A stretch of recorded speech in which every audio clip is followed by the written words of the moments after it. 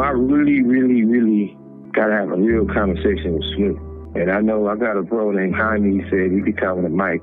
It's like Mike's show. He said Snoop just a prop. Suge Knight's current imprisonment has ignited controversy with the release of tapes containing startling revelations, placing Snoop Dogg under scrutiny once again. These recordings hint at a turbulent relationship within Death Row Records, suggesting underlying tensions and animosity towards Snoop. The nature of these revelations has piqued interest, prompting speculation about the specifics of Snoop's disclosures. Let's delve into the details of these revelations and explore the controversies enveloping Snoop amid this unfolding situation.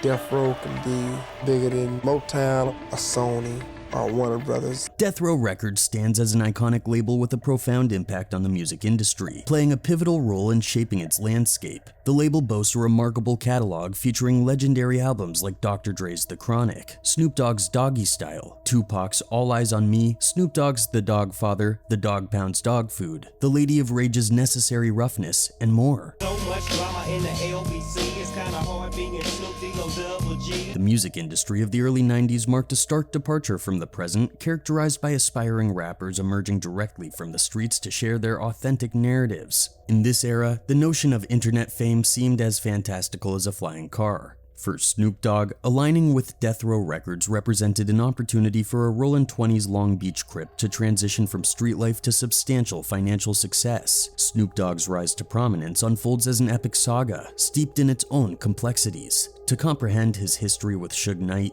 several key facts come to light. Snoop Dogg served as Dr. Dre's protege, establishing a close creative collaboration with a renowned producer. 187 on an undercover car. Yeah, and you don't stop. Their artistic synergy, evident in their work, was facilitated by Dre's stature as one of the music industry's most brilliant minds. In contrast, on the business side, Suge Knight handled matters, retaining ownership of the label's successes and distributing rewards at his discretion. Everything was in Suge Knight's name. Business accounts was his accounts, manager was his wife.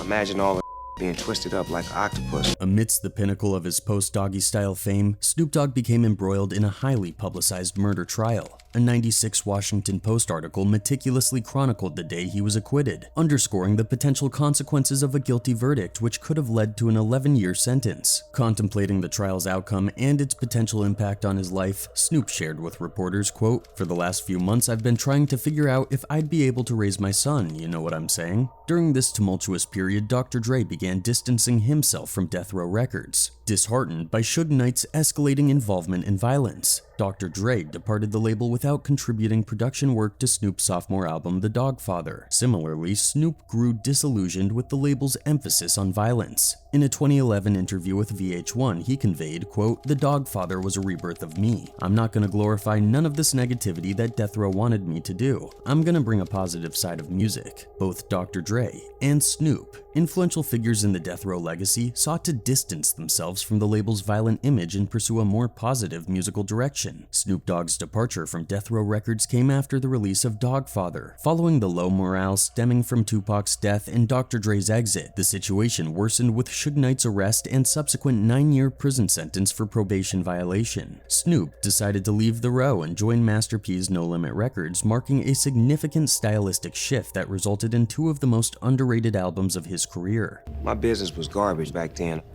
Death Row Records. I let them control everything because I trusted them and I felt like they wouldn't do me wrong. They put me in the game. Snoop's dissatisfaction with Suge Knight's approach to ownership and control became apparent, leading to a strained relationship. Snoop's move to No Limit Records offered a contrasting perspective as Master P embodied a more educational and collaborative world. Master P taught ownership. These cars are in your name. This house is in your name. This account is in your name. You're gonna go get you some business. You're gonna go open up something. The shift to No Limit Records felt like a move towards greener pastures, reflecting a departure from the restrictive atmosphere of Death Row. All my cars was in Suge Knight name. Wow. Get pulled over, police. Yeah, Mr. Knight. Who? I'm not Mr. Knight.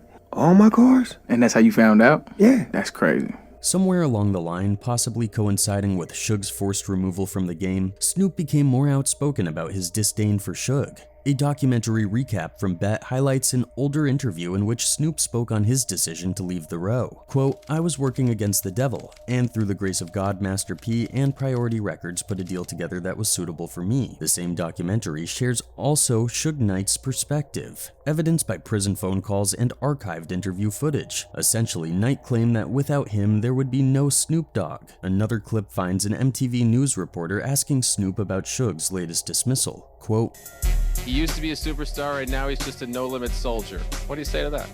Nothing. He used to be a CEO, now he's just an inmate.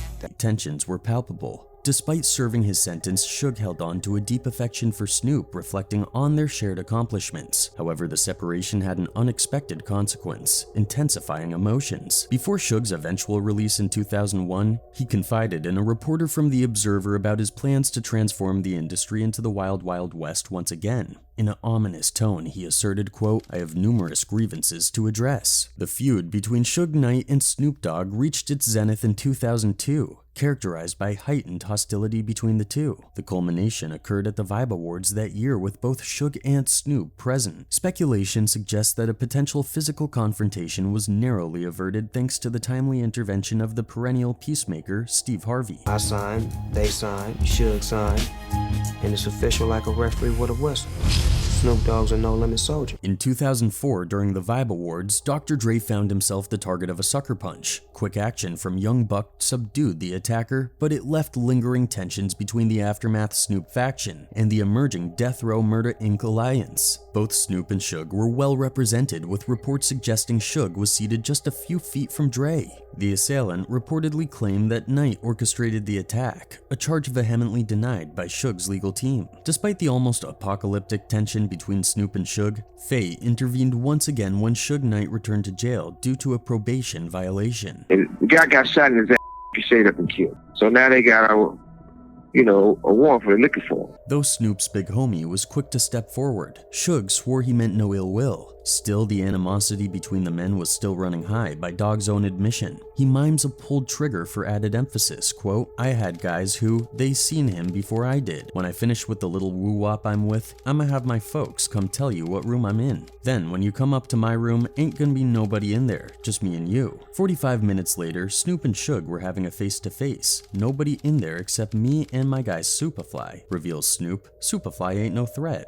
He just a producer guy who want to hear exactly what's happening, so Suge and I are chopping it up. And the whole conversation is, I loved you, guy. I could have saved you. I had nothing but love for you." And his conversation is, "Guy, I loved you. I ain't got nothing but love for you." Snoop retorts with a harsh but fair question. Quote, "Why'd you try to get me popped off if you loved me? You know what? I forgive you. I ain't gonna do nothing to you. There's guys outside that want your head right now. They ain't gonna do nothing to you. You're gonna walk on out of here and we gonna be cool from this day forward and we been straight." However, it seems Suge doesn't want to reconcile with him as he keeps sending more and more tapes that indicate some serious crimes performed by Snoop. Knight boldly declared, quote, "If it weren't for me, Snoop would still be in prison doing life," as he recounted the events leading to the infamous trial. In '93, Snoop Dogg and his former bodyguard, Malik, faced first and second-degree murder charges related to the death of Philip Little Smooth Voldemariam in Los Angeles. Detailing the legal strategy, Knight recalled a crucial moment. Quote, "The lawyer said, well, the bodyguard has a 9mm, so we can't say he protected Snoop and shot the guy. Snoop had a .380. I said, we'll be in trouble if the bodyguard had a .380 and Snoop had a 9mm. And he got shot with a .380, right? He got shot with a 9mm.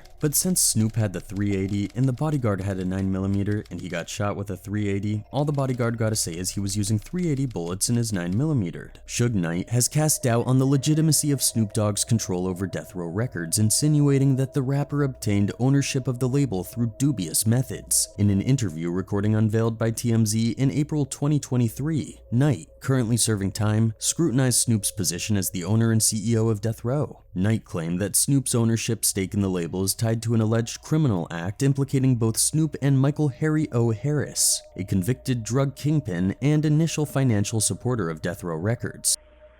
And you can't commit bankrupt fraud and settle and do those type of things. So the same guy you see in the series, when you see all of his deposition in prison. As of now, Suge continues to unveil numerous revelations to the public, indicating that the feud shows no signs of resolution. Only time will tell what unfolds in this ongoing saga.